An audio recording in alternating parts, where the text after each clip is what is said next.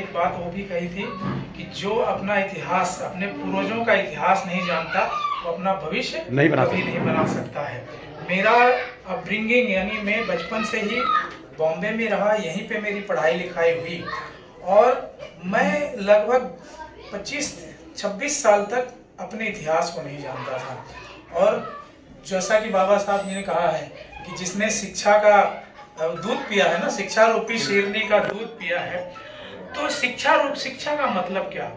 कुछ क्लासेस को पास कर लेना, क्या यही शिक्षा है? नहीं। बाबा साहब से मैं जब उनको पढ़ा एक्चुअली, तभी हमें ये पता चला कि हमारे इतिहास को, हमारे देश को एक्चुअल जिंदा किया तो बाबा साहब ने किया। तो बाबा साहब ने जब इस भारत देश के इतिहास को बताया, जब जैसा कि सम्राट अशोक, जो अशोक चक्र है वो हमारी एक निशानी है, देश के एक निशानी के रूप में लाया, तब मुझे एक चीज और पता चली कि शिक्षा एक ऐसा शस्त्र है जो अंतिम सांस तक हमें लेते ग्रहण करती रहनी चाहिए। पहले कहते हैं ना, पढ़े लिखों का जमाना था, अब पढ़ते लिखते रहने वालों का जमाना है। और आज भी मैं अध्ययन करता हूँ। तो दोस्तों ऐसा है कि पहली बात है कि हमें अगर ऊंचाइयों तक जाना है, हमने अपने इतिहास को जब जाना तो जान के बैठ जाना तो काफी नहीं है, तो उसमें हम कार्य क्या करें। तो पहली बात, जैसा यहाँ पे अभी छोटा ही कार्यक्रम रहा लेकिन एक प्रकार से जागरूकता का कार्यक्रम रहा, वैज्ञानिक दृष्टिकोण का होना बहुत जरूरी है। रिसर्च ये बोलता है कि पिछले कई सालों में पढ़े लिखे गंवार बहुत ज्यादा पैदा हो गए, यानी जब पढ़ लिख गए तो वो पुरानी कुरीतियों को बहुत ज्यादा रिलीजियसली फॉलो करने लगे, क्योंकि उन्होंने अपना ब्रेन नहीं अपनाया, उन्होंने शिक्षा सिर्फ जॉब के लिए की। लेकिन अब जमाना बदल रहा है, अब हमें शिक्षा के साथ साथ में स्किल को डेवलप करना है। हमें जो है शिक्षित होकर धीरे धीरे आर्टिफिशियल इंटेलिजेंस आ रहा है, अपने बच्चों को ये बताएं डॉक्टर इंजीनियर बनना काफी नहीं है, उसके ऊपर भी जाना बहुत जरूरी है। तो धीरे धीरे बच्चों में के अंदर जो है स्किल डेवलपमेंट होना बहुत जरूरी है।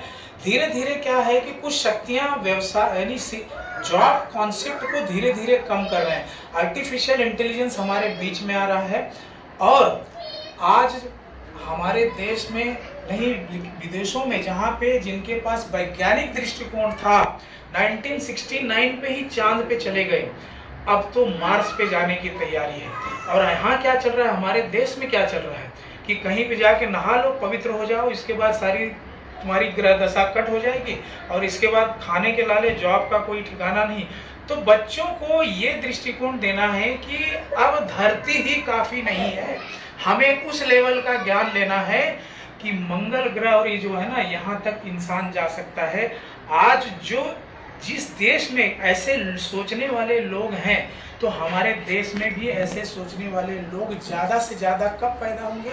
जो आज का कार्यक्रम रहा, जो सर ने राम भरोस जी ने जो किया, जो डॉक्टर साहब ने जो कहा है, ये बहुत ही समझिए एक चिंगारी है, लेकिन ये चिंगारी उसी को बताती है कि हमें शिक्षा की जो बोलते हैं पराकाष्ठा है कि हमें इस लेवल की सोच रखनी है कि आज जो है चांद और मंगल, यहाँ तक हमारी आने वाली पीढ़ियों में, हमें तो उस दिन खुशी होगी जिस दिन मौर्य कुशवाहा का भी एक बेटा या बेटी मंगल पे जाएगी।